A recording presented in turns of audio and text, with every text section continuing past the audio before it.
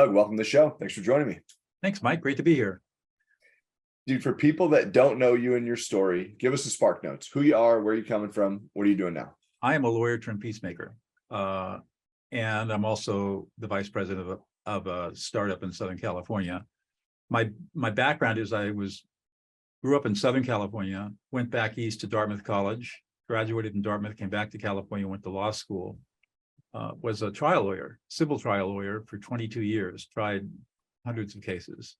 And then through a series of circumstances, made a mid-career decision to go back to school and earn my master's degree in peacemaking and conflict studies. And my partners and I couldn't come to an agreement about where I wanted to go. So I gave them a week's notice and walked away from the law firm and $10 million and became a peacemaker and a mediator. And I continued to do that work. And along the way, developed a really powerful skill for calming angry people very quickly. That led to my colleague Laurel Carfer and I starting the Prison of Peace Project, where for the last 13 years, we've been training lifers and long-termers in maximum security prisons how to be mediators and peacemakers to stop prison violence. And we're now international. We're in 20 California prisons in Connecticut, 15 prisons in Greece, a startup in Italy. I mean, we're all over the place. Really powerful. And I teach and coach, and I teach leaders leadership empathy, how to effectively listen to teams and people and individuals using emotions rather than rationality. And as I said, I'm also I've been involved in a startup for the last 15 years that is going to transform electric motors and electric generators. We have a technology that is really incredible. And we're in the process of licensing agreements right now to license it out. So in a nutshell, that's what I kind of do it all. Dude, so cool. Okay, so where do I even want to take this?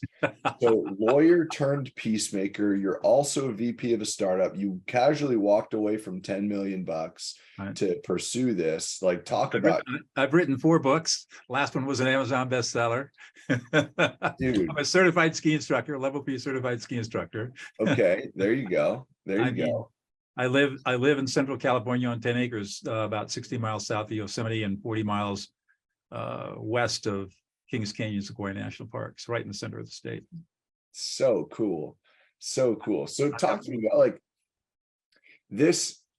I don't think you can illustrate, like, I don't know if humanitarianism is the right word, but like leaving 8 figures on the table to pursue peacemaking has to be like the most noble headline I think I've ever heard on this show. Well, thanks. It was really the best decision I ever made. And I've helped more people. What drove me into it was that on a whitewater trip after a trial, I got to thinking about how many people I'd really served as a trial lawyer, how many people had really come out of the trial process better than going in. I can only count 5 of my clients that I thought really benefited from it. Yeah. And I said, I'm not going to do this anymore. I'm not here to make money. I'm here to serve people. Mm-hmm. And that's when I learned about this new master's degree program at a local university and enrolled. And I mean, it changed my life. Yeah. And I helped more people in a week than I helped in 22 years as a lawyer. So that's it's really so powerful. Cool. I really do some cool stuff. Yeah, I can't wait to dig into it. Before we do, I'm curious, like, that's probably the easiest thing to dig into first. Walking away from any amount of money like that is probably, it's interesting. When I have these conversations on the show, I usually am like, that's got to be really hard. And then everyone's like, nope, it was super clear. Yep. So I guess let me not cast judgment here. What was that experience like, and how did you come to that decision? Because I think at surface level, a lot of people will look at that and be like, what the heck are you doing? So when I went back to school in my late 40s, my mentors completely changed my perception of the world. Before that, I was a really hardcore trial lawyer. I was a second degree black belt in martial arts. Add that to the list. Tai Chi master. And to me, litigation was war by another name. Yeah. And I was extremely aggressive, very ethical, but took no prisoners. Live, live by the sword, die by the sword kind of mentality. Mhm. When I started studying human conflict, I began to realize why lawyers had such a bad reputation, why people didn't like the legal system, because the law completely strips away what's most important in the conflict, which is the human part of the conflict, the hurt and the upset and the distress and the anger and the frustration. And I began to learn and think about ways of addressing the conflict drivers so that I could really help people get to resolution and in some cases reconciliation.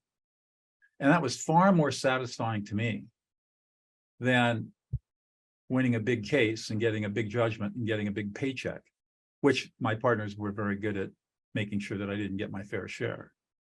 And that was part of the driver too. And I'd won some really big cases. And unfortunately, I had people in the firm who put their self-interest ahead of mine, and we had a lot of problems with that. So when it came to deciding what to do, well, what happened was that one day, it was in October of 2000, the managing partner of the firm, who was my peer, he and I graduated from law school the same year, came into me and said, "You're not getting any more paychecks until you stop this peacemaking crap." And that was on a Friday. And I went home and spent the weekend talking it over with my wife. We figured out that I don't have to do this. I mean, we're going to lose income, but we can manage it. And on Monday morning, I walked in and called him into the firm manager's office and said, "I quit. I'll be out of here on Friday." He was shocked. He couldn't believe that I'd called his bluff. And Yeah. I did. And I walked out, and it was the best decision I ever made. And, it took a while to get a business started, but it got started. And up until the collapse of 2008, I did really, really well. And then 2008 came along and kind of wiped me, and everybody else got wiped out. Yeah. Yeah, dude, I love stories like that. I don't know if it's because it shows me how like surface level most people think, meaning like the management. I'm always blown away when they're like, "Why would you ever leave this? Like, you're never going to do anything like this." I heard I was listening to a podcast a couple months ago, and I was learning about, I mean, most people probably know Ben Shapiro, a fairly controversial figure on the internet, but I didn't know his early years, like when he was a lawyer. And I didn't know I think it was law, or maybe it was on the production side. It was a similar situation as to what you're describing, except maybe like without the 15 years of experience. He was on the trajectory to make ridiculous money. And it was just like, there was a complete inner conflict. And he's like, "No, like, I'm not going to do it." And the manager essentially was like, "You're never going to see money." He told him, "You'll never see money like this again." Now, love or hate the Daily Wire, they're doing pretty well financially. And I don't know, like maybe the inner competitor in me just loves to hear stories like that. Here's the other thing. I work in very intense, difficult conflicts with very ultra wealthy people, Yeah. and families. And I can tell you that I have yet to meet a centimillionaire or a billionaire that's happy, personally happy. They're enormously successful, but their personal lives are, for the most part, not very good. And that's because they define happiness by being, so financially successful that they sacrificed everything else in their lives to do that. And once they reach that peak, they look around and they don't have anybody to share it with, because they're estranged from everybody that they love, because they put their heart and soul into the business and not committed any effort into their relationships. Yeah. I see this a lot. So I'm curious what you think the solution is, because this is something that I've been fascinated by, and something that we're talking about on the podcast a ton recently, because I'm 32. I got married last September. I'm not at that stage of life yet. We don't have kids. My wife and I both build our own different businesses. And I like to think that I'm very intentional about learning from the right people. And what I mean by that is I have a number of friends and mentors in my life who, they make tens of millions of dollars a year, but like that's not really why I look up to them so much. I look up to them because of how they parent their children, how they love and support their spouse, and that sort of stuff. And obviously in this high performance world, like this is exactly what we focus on. It's like, yeah, we're going to build a stack of cash, but not at the expense of our health, our well-being, and our relationships. That's right. So from your perspective, Doug, what do you feel like, why do you think this happens? And maybe you already alluded to that, but like, how can people start to combat that? Okay, great question, and I have the answer. Let's go. Um, the answer is that we need to learn about something that we are not taught, and that is our emotions. The foundational skill of life is learning how to listen to and reflect another person's emotional experience. It's called affect labeling, and there are all kinds of brain scanning studies that show what happens in the brain when you do this. But just take, without getting into the neuroscience, let's just accept the fact that this is based on hard science. When I tell you what you're feeling, your brain changes and you feel emotionally safe, you feel deeply heard, and you feel deeply validated. And in personal relationships, that builds intimacy and trust and loyalty. And in business relationships, it builds a different kind of intimacy, but it also builds trust and loyalty and creativity and productivity. Leadership empathy is the single most important skill a leader can develop, and you develop it through this process of affect labeling. Learning how to listen to the emotions of other people and reflect them back. And when I teach this skill to people who have been very successful in business, they report absolute transformations in all of their relationships, not only their business relationships, but also their personal relationships, because they're now connecting at a very deep level with their children and their spouse or partner and their friends and their family in ways that they never did before. And they see the world in a completely different way, because what I teach is there's no such thing as rationality. It's a myth. I actually teach a graduate course called Decision Making Under Stress and Conflict at Pepperdine University. And the course, we explore the concept of rationality, and my students learn that there is no such thing as rationality. It's a myth. We're 98% emotional and only 2% rational. And so, but we live in a society that believes that what makes humans human is rationality and reasoning. That's what Aristotle said, and Plato and Immanuel Kant are all wrong. What makes us human are emotions. Humans are the only animal species on the planet that have emotions. Animals, dogs don't have emotions. Cat doesn't have emotions. You know, the great apes don't have emotions. They have affect. We have affect too. We're born with that, but we create emotions. That's the other thing I teach is we're not born with emotions.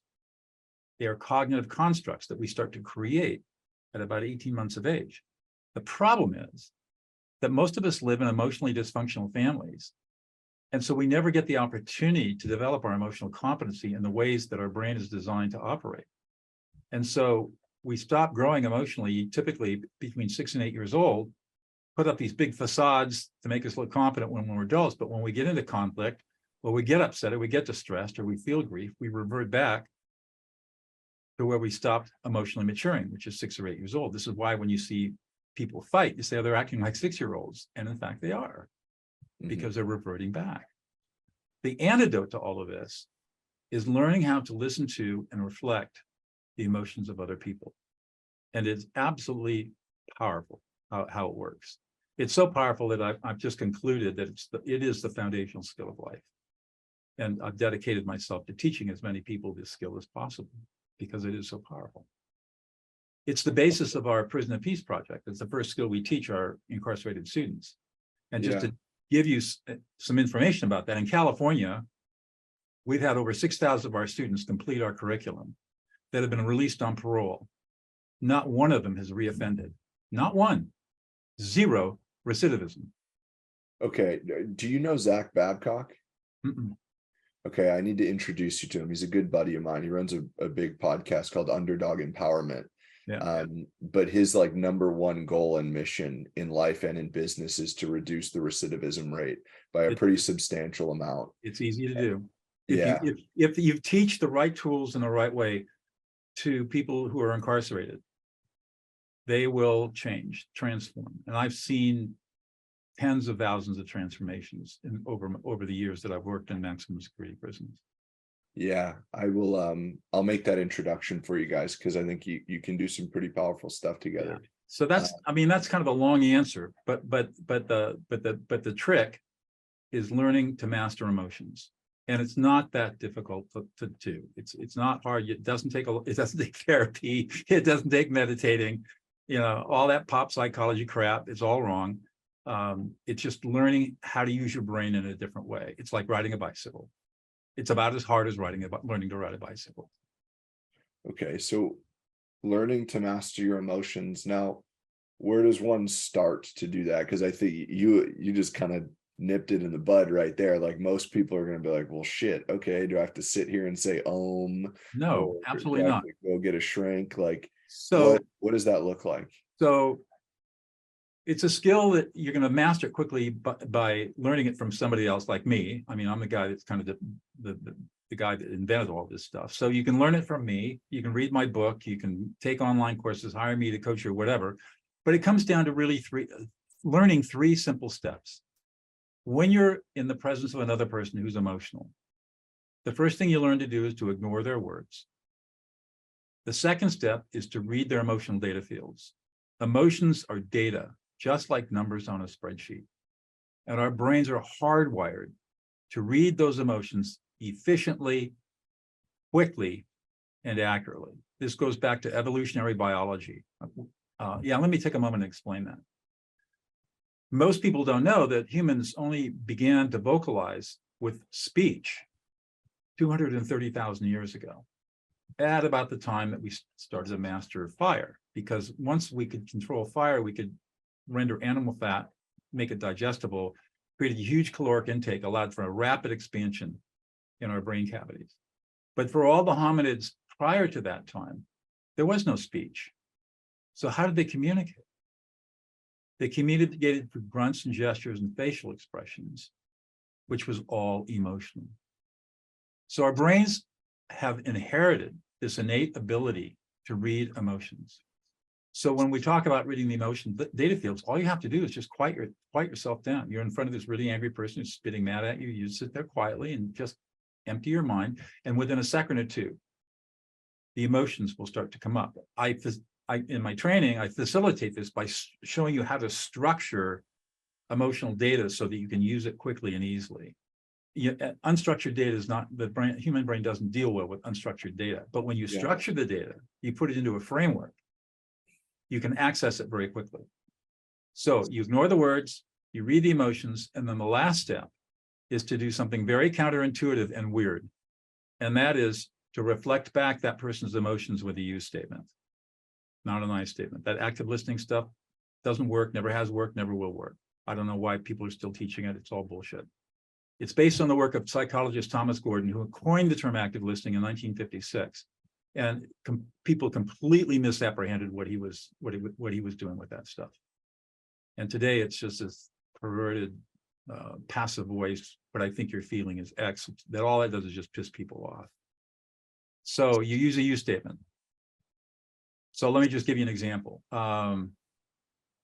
Tell me a quick story of something that's happened to you in the last couple of days that has a little bit of emotion to it, and people will just get an immediate picture of how this works. I was walking through my living room and I stubbed my toe 3 times in a row on this little one of those Roomba like robot vacuum. Yeah. Things. So you were first of all, sharp pain in your toe 3 times. You pissed you off.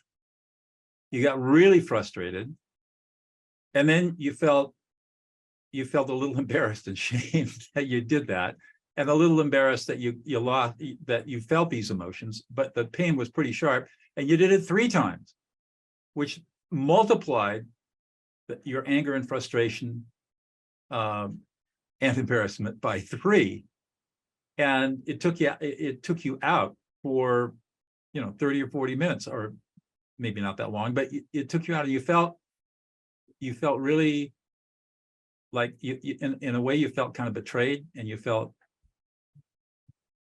just felt unsupported. And at that moment, abandoned, like you'd abandoned yourself. And it was just a really frustrating experience. Yeah, there was no I in there.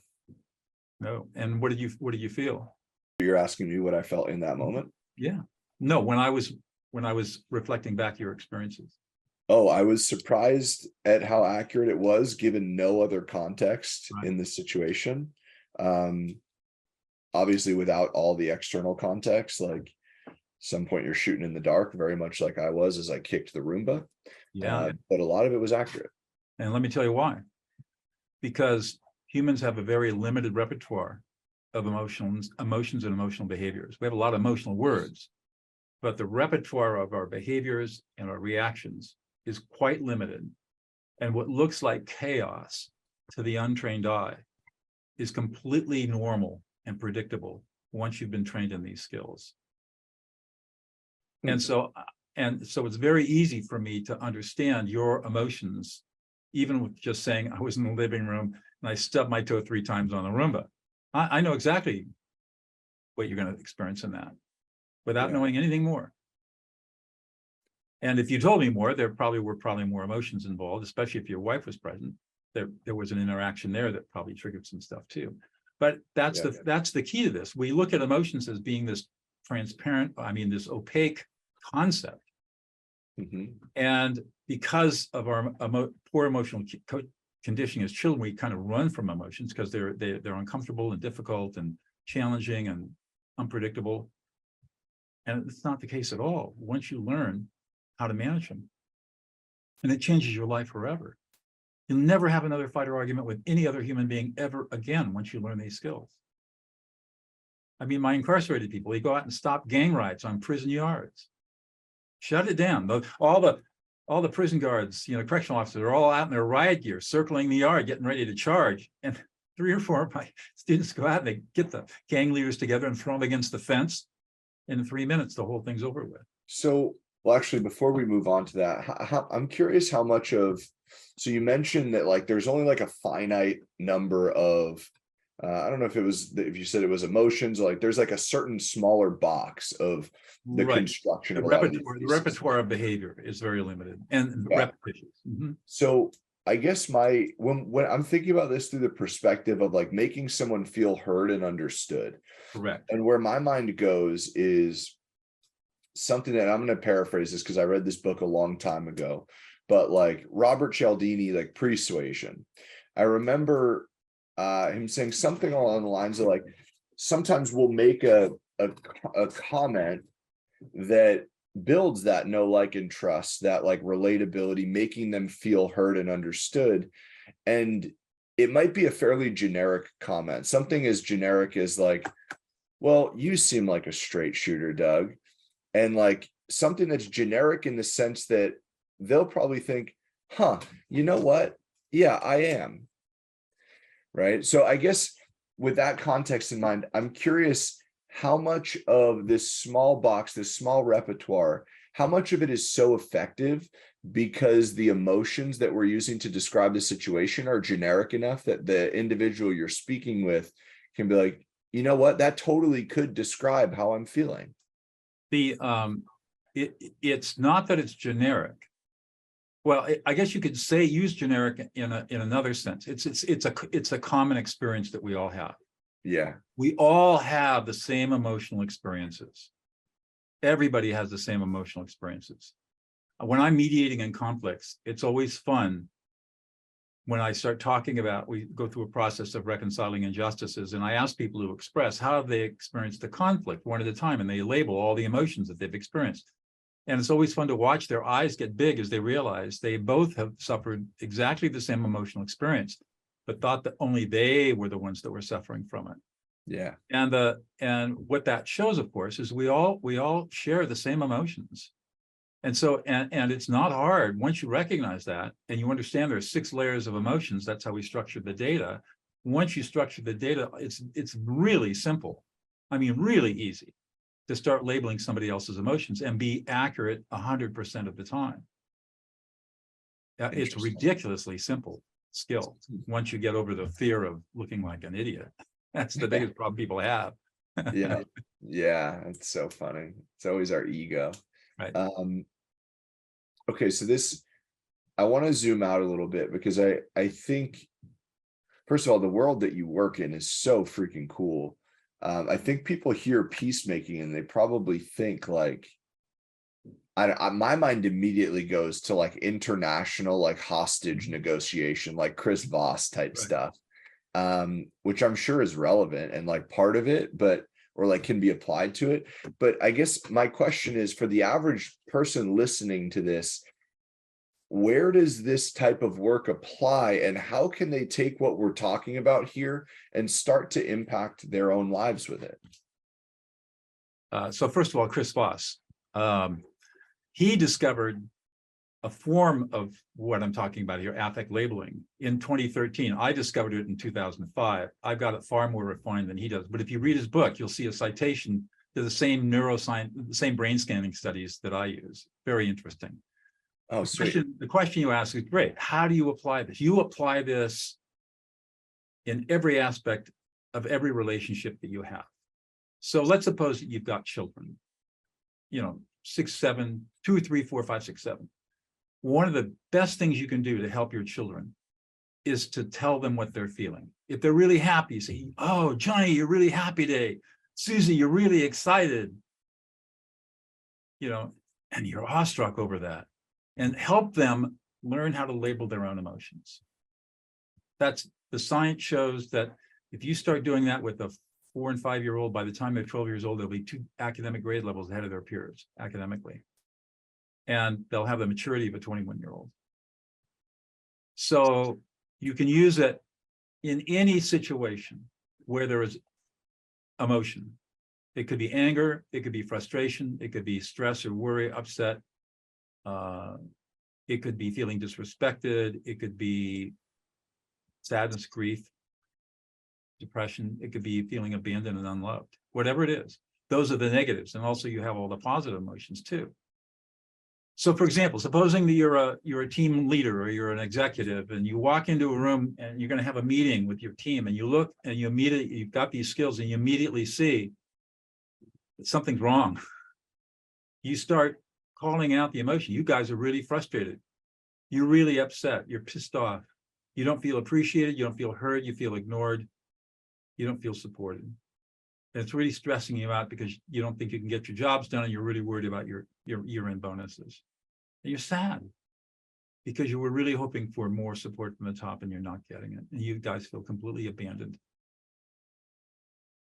And you'll start to see people starting to nod their heads. Yeah, that's exactly how I feel. And then once you've done that, and you get to a certain stage where you can see that you've calmed people down, then you would say something like, well, let's talk about how to make things right. And you move into problem solving. One of the things that people do that gets in their way is they jump to problem solving too early. Let's say your partner or spouse gets upset about something and say, if you just do it this way, you'll fix it. And what's the usual reaction to that? Don't tell me what to do, right? All that person really needs at the moment is to be listened to and heard and validated. And once they are validated and they're calm, they calm down, then you can go into problem solving with an invitation. Would you like some help figuring this out?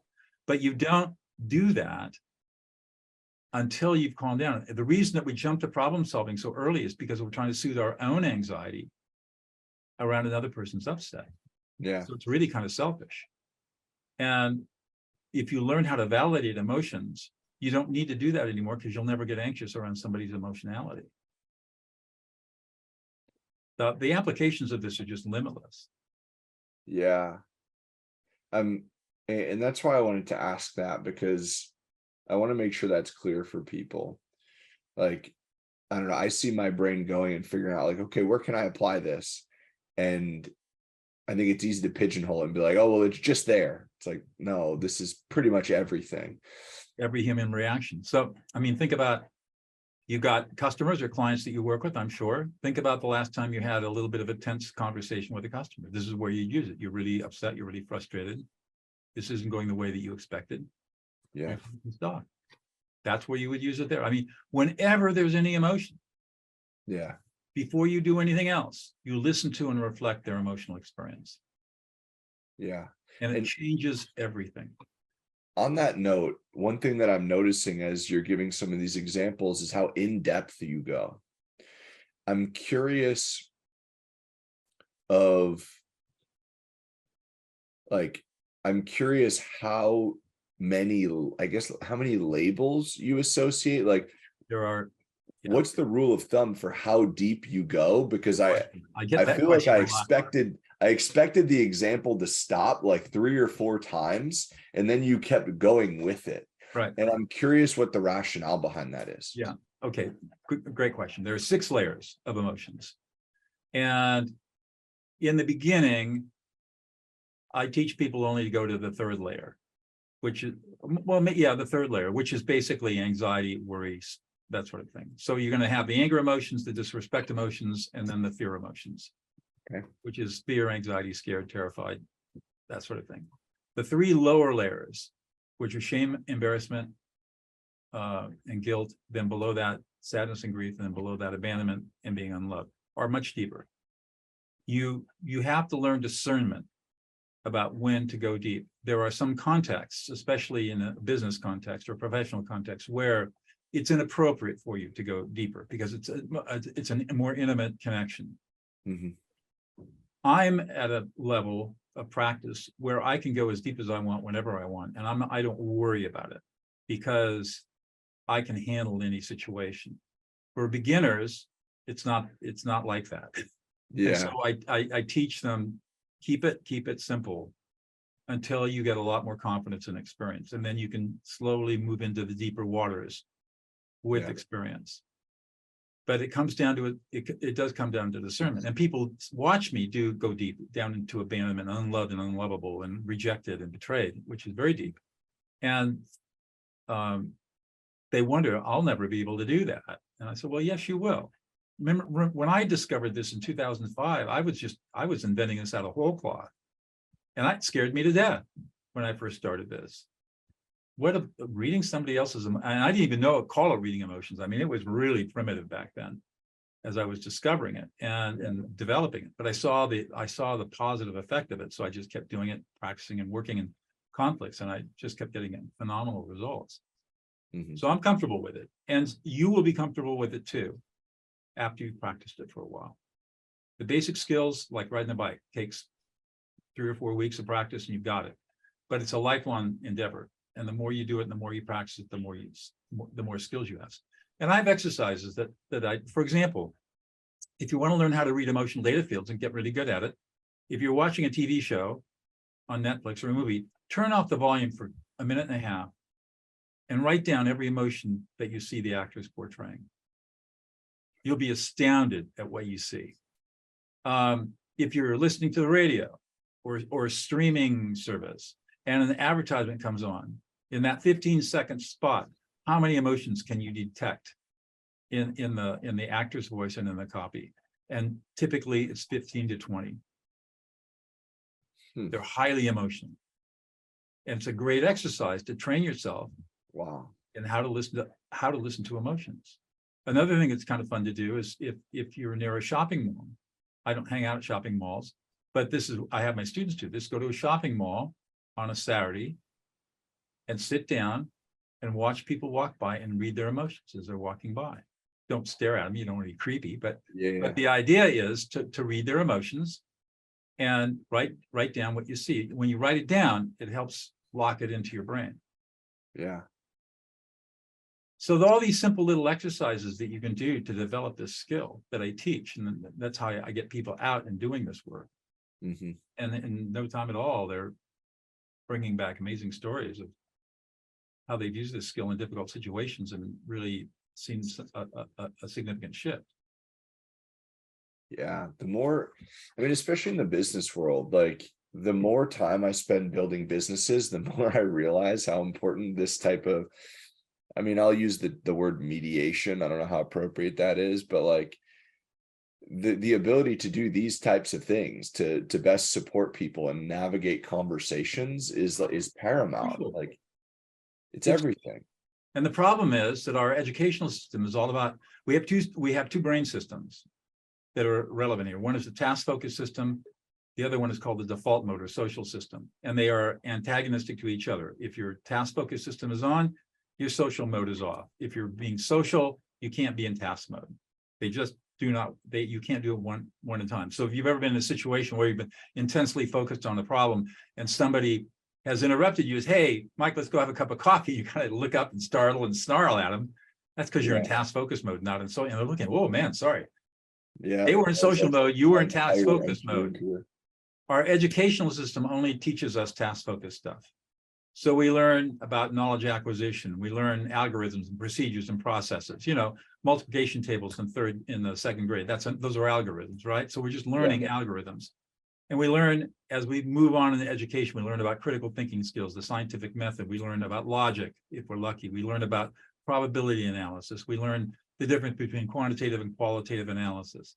Yeah. You know, if we're going to coding, then we're learning about, you know, that's all logic. That's all Boolean logic. And so we're learning how to take Boolean logic with conditionals and turn it into language that a machine can operate on. Mm-hmm. All right, that's all task focused. None of it develops the social or default mode of the brain. We're not taught empathy. We're not taught how to listen. We're not taught how to resolve conflict. You know, we're not, I mean, just Crazy. all these important human skills, we're not taught. Literally, we are not taught them. We're not taught them in our families, and we're not taught them in school. And yet we all have this expectation that we should have mastery over all this. And it's a foolish expectation. Absolutely crazy when you think about it that way. Yeah. That's wild. I mean, I learned how to code in 1969. I learned basic all-purpose symbolic instruction code, basic programming, from the guy who invented it at Dartmouth College. You asked me to code today? No way. Yeah. You know, I didn't do any coding after I left college. Yeah. So I don't have that skill, but it's a skill that I could acquire. Mm-hmm. You know, I could go out and learn how to code if I wanted to. I don't want to, but I could do it, but I would have to put some effort into it. The same thing with these emotion skills. That's so funny.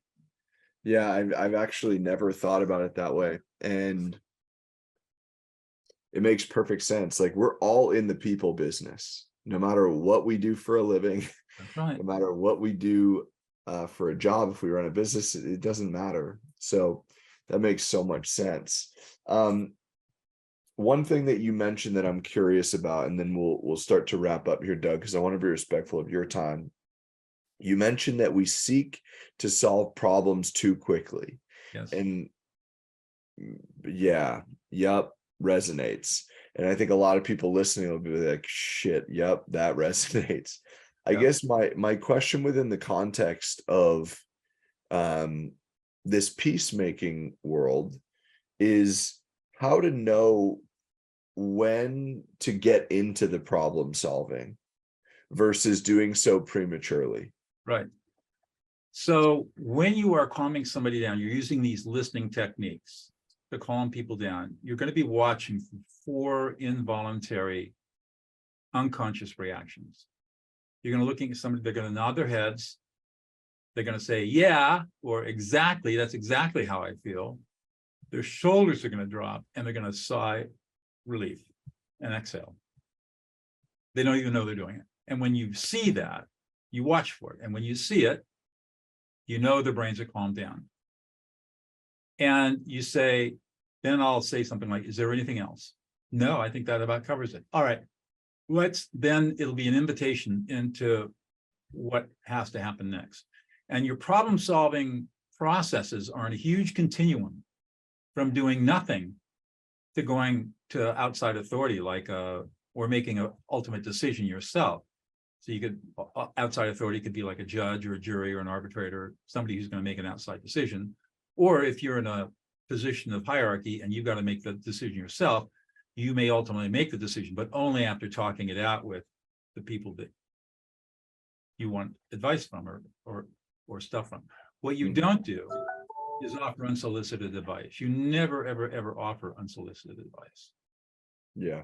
If you're gonna help somebody, you can always invite. Say, would you be interested in some ideas on how you might approach this problem?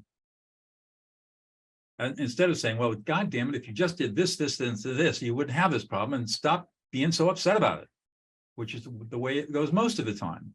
Yep. And that really pisses people off. So Mhm. all you do is invite. We teach a skill in our Prison and Peace project called results-based listening, where we're teaching our students how to help people solve a problem without giving advice. Because ultimately, when they become mediators, that's what they have to do. Mediators don't tell people what to do. We Mhm. guide people through a process where they can draw their own conclusions and make their own decisions. But we're so acculturated to giving people advice, to telling them what to do, that it becomes, they have to learn a very specific skill about how not to do that. Yeah, it's hard. That's coaching in a nutshell in this adult world. I think the word coach gets so misused nowadays, especially in the business world, because 99 out of 100 business coaches, I believe, are consultants, where they're providing the blueprint, they're providing the solutions. Whereas what you're describing, I believe, is like true coaching, which is, Exactly. I'm just here to ask questions. That's right. Right? I'm here to navigate a conversation best in service of you so you can experience a breakthrough. That's And right. it sounds like this is the same exact thing. Well, it is, and it's teachable, Yeah. and it's practical, and it works. And the beauty of it is that because you're not giving up the solution, you're not going to take the blame if the solution doesn't work. Yeah. You're not taking on that 800-pound gorilla of responsibility for making things work. Mm-hmm. And you're empowering the other person to think through the problem. And most of the time, they can figure it out themselves, given enough prompts and guidance. And even if they can't, at the end, what I'll say is, well, if you're really stumped, would you be interested in hearing what I've seen other people do in similar situations to what you've done? Yeah. Notice that I'm not giving advice. Yeah. Invitation again. It's invitation, and whatever I want to convey them, it's just what I've seen. It's not what I'm telling you to do. Yeah. And the wording and how you express this becomes important. Yeah. And so that's why in the training that I give, this is why we worked very meticulously on all of this, so that people really get it and they can use it. It's so good. I feel like it's so easy for us to devalue the importance of the words that we use. Right. And it's cool the importance that you guys put on that. That's so awesome. Yeah, it's like we're in such a rush to get things done. We're under such urgency and such stress that we can't be thoughtful. It's like we don't have the time to be thoughtful. Mm-hmm. Yeah. And it's not only just being thoughtful, it's just a way of being, and learning a different way of being with people. Yep. It really changes everything. Yeah. No, I would agree. On that note, Doug, if people at this point, they want to get connected, grab the books, check out your socials, learn about your trainings, whatever it may be, like, where do you hang out most on this interweb type of thing? And where can people follow along, get connected, maybe reach out? Right. So I'm most prominent on LinkedIn, but my website is Doug Noll, DOUGNOLL.com. And when you get on the homepage, I get a lot of webmasters, web people, designers who think this is a horrible design. I don't. I ask a bunch of questions. Why are you here? What are you looking for? And there are like 6 or 8 or 9 questions or statements, and each of those is hyperlinked to another place on my website to get the information you need, whether you need me to facilitate a difficult conversation, or you want to learn how to de-escalate people, or you want to learn emotional conflict, whatever it might be, it's there. So DougNoll.com. You can also email me at Doug@DougNoll.com. I'm a solo practitioner. I don't have a virtual assistant. I don't have anybody, so I do answer all my own emails. And I'm always excited to talk to people on Zoom. So if people are curious and want to learn more about my work, email me. I'll send you a calendar link, and we'll have a cup of coffee and talk. And I'll teach you what I know. Love it. Love it. Well, guys, all that will be linked in the show notes. Get connected, show some love, reach out, all that stuff. Doug, last question I have for you. Going all the way back. Going to Dartmouth, learning basic programming. It's a throwback. I spent a little time writing some basic early on in my coding career. That was Yeah. Let's see, 50 years ago. Yeah. The bones of that language are pretty much still intact. I'll just say that. Yeah.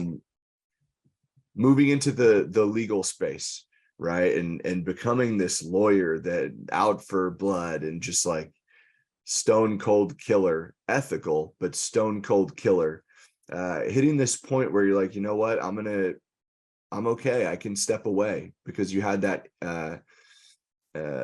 conflict with your managing partner, moving full-time into this peacemaking world, all the way to where you're at right now, this entire window of your journey. What has been the biggest lesson that you've learned that has yielded the most results and had the biggest impact on your life and in your business? Don't follow the money, follow your passion. You don't need to make a lot of money to be effective in the world. I used to have the big car and the big house and a lot of money. And today I have a little bit, I'm comfortable, but I live in a beautiful place, in a small home with my beautiful wife and my little border collie puppy. And that's all you need. And boy, it was sure hard for me to, when I was younger, that was not the case. It was make a lot of money and be successful and be feared. And, and I achieved that, but it was empty. When you can start serving others and you have a passion for serving others and helping change the world, the money will be there. And more importantly, you will be fulfilled in your own self, which will make you a nicer person to be around and have a more powerful influence to change things for the good around you. Boom. Doug, thanks for joining me. I really enjoyed this. You're welcome, Mike.